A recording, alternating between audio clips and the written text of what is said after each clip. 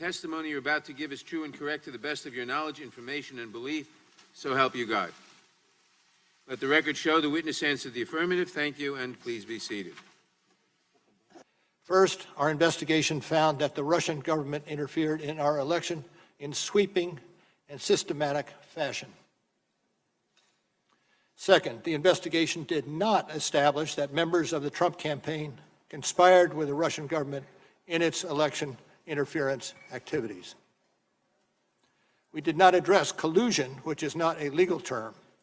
Rather, we focused on whether the evidence was sufficient to charge any member of the campaign with taking part in a criminal conspiracy, and it was not.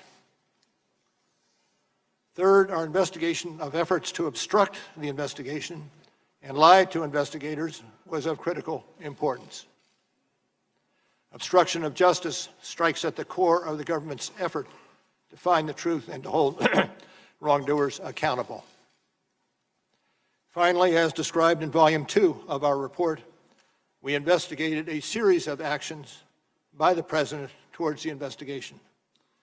Based on Justice Department policy and principles of fairness, we decided we would not make a determination as to whether the President committed a crime.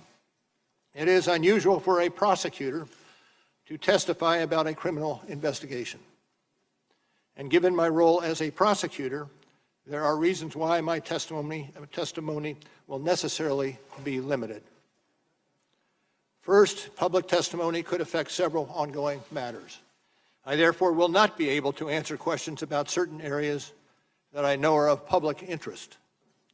For example, I am unable to address questions about the initial opening of the FBI's Russia investigation, which occurred months before my appointment, or matters related to the so-called Steele dossier. These matters are subject of ongoing review by the department. And let me say one more thing. Over the course of my career, I have seen a number of challenges to our democracy. The Russian government's effort to interfere in our election is among the most serious. And as I said on May 29th, this deserves the attention of every American.